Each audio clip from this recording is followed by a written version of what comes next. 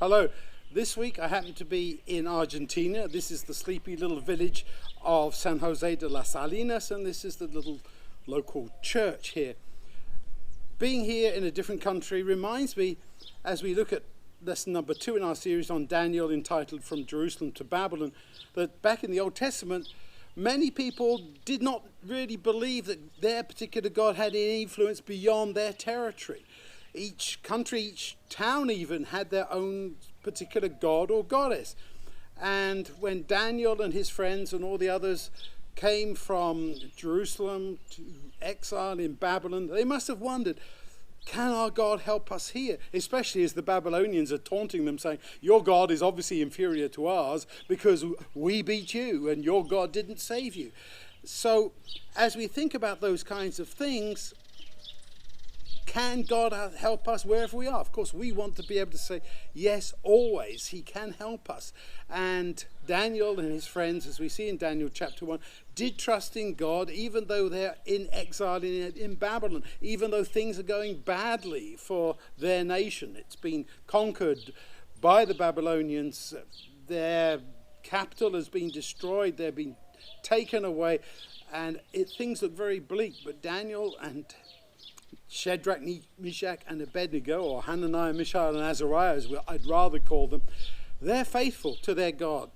And it's not a question of whether they should be eating this or that. It's really a question of faithfulness to the God that they believe in, that they don't want to take all this food that's given by the king, because that's almost to honor this pagan king. They want to honor God, and they do want to have a healthy diet. I think that's very clear from what we read there in Daniel chapter 1. And it's really interesting to me that as we look through, as we see these 4 young men being very dedicated, that just because they're in a different place, just because they're not back home where they do believe God operates, God can operate there in Babylon for them. And of course, we have examples of the prophets from like Jonah going to Nineveh. God operates there. God operates wherever we are.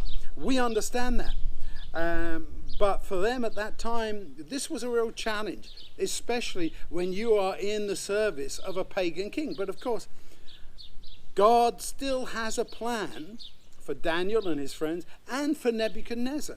He wants to work with them, those people there in Babylon. He doesn't want to give up on anybody. And so I just love the fact that our God isn't categorizing people and separating them. He is simply saying, I want everybody, all my children, to come home to me.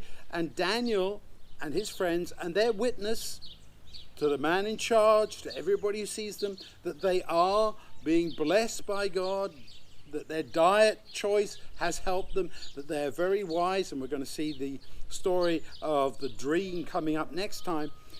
God is with them because they are faithful to him, and he is the true God. This is a wonderful witness. Take time to study through this. Look again at what those young men taken away from their homes, taken into captivity, still are saying, despite the fact that their life doesn't look so good anymore, they are willing to be faithful. May God help us all to do just that.